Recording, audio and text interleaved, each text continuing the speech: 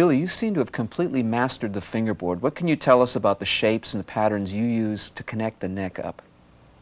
Well, I doubt if mastered is the word, but oh, it looks like it. Stumbled upon some form of understanding of it. When I play a particular scale, like we touched on in the last video, I have certain patterns that I use, like for a G major scale. For me, when I play, again, to reiterate, when I play a pattern in one position, like for the in G major scale, like right there, I do all the notes that you can do in a G major scale in that position, which would also include this low F sharp, even though it isn't really part of that scale, just because it's contained in there, and it's a note that your finger can go to in that scale, so I do it. So actually a G major scale for me then would be... Right. So I get them all in there. So now, another type of scale, the only other type of scale that I know of actually is a pentatonic scale. Well, wait a minute though, you could get minor off the major. So. Yeah, because it's major and minor I consider pretty much. And you're pretty fluid with both sounds, major and minor, in your playing. Well, that's pretty much because they're both really the same thing. Right, so you can parlay that. Yeah, just as a G major scale. Right. In G is a minor. Exactly. Is an E minor, a form of the E minor modes or scale. Or you help me out with this musical So you have both facets of it contained in that scale. Yeah. Yeah. Now the pentatonic is kind of major and minor free. It's kind of an oriental. Right. So what it is, actually when I do it, I also try to do it all the way across the neck. So we're doing 2 notes per string. Let me ask you, because it's a 5-note scale, that's why we're limited to basically 2 notes in the positions as opposed to 3. Good point. Actually, I forgot all about that, but you're totally right. So now if you take part of that pattern, put it together, that's your G major chord. So if you're playing guitar and you had 2 extra strings there, it would be a for real G major chord. So now you know that is a pattern of a chord, and it's made up of those component notes. Now if you take the pattern that that chord makes, in this case we'll move this finger up to there. Right. Even that sounds rather dissonant. It is. It's a non-resolved something or other. Well, it's a G with A in the bass. Yeah, it's a G with A in the bass. Needs resolution, though, you're right. Yeah, right. New Year's resolution. Anyway, so there's a G major scale. Now if I take the top notes of that pattern, comes the bottom notes of the next position. Now here,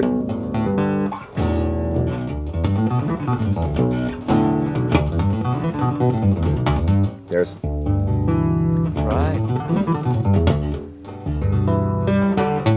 so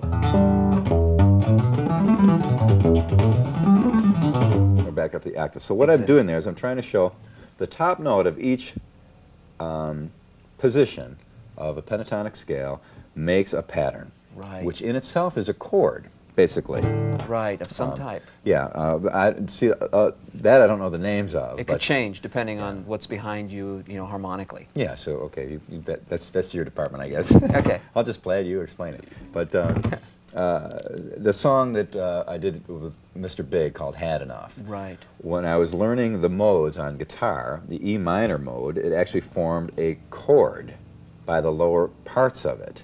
And when I strummed that chord, and I actually did all of the chords made up of that mode, it actually seemed to make a reasonable facsimile of kind of a song-y type of thing. Okay, well let's see what that's like on the guitar, if you wouldn't mind demonstrating that. Yeah, hand me that little boy over there, and I'll see what we can do with it here. Anyway, the idea, when I was practicing guitar, learning a couple things to write some songs, and I write a lot on guitar, but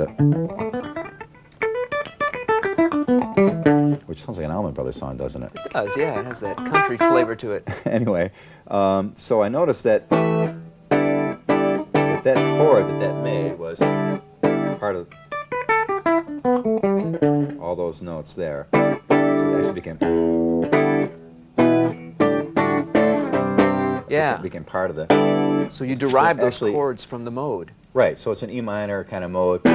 So that fits all any pattern. I always wonder how these jazz guys got these amazing Uh-huh. chords all over the place, because they understand scales so well Exactly. that they can put any configuration of notes together and come up with an amazo chord thing. 'Cause you see these jazz guys doing all these comping chord stuff, and I always wonder, how in the world do they ever learn all those chords? Well, they just basically know their stuff, and they know their scales, and they know their modes, and they know how to put them all together in lightning fast, and And that relates exactly to what you're talking about, connecting all the shapes. right. So what I'm doing basically is just like, so now if I take like a G major, the pentatonic version. So I know if I'm in G.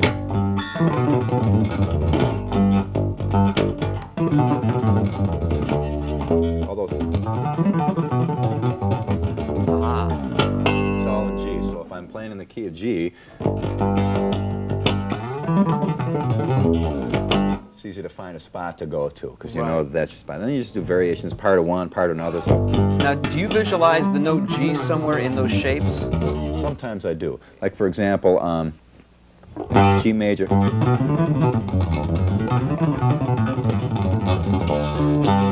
If I got that note in the middle, this is kind of the simple way I did it when I first started, but it actually still holds true to this day, for me anyway.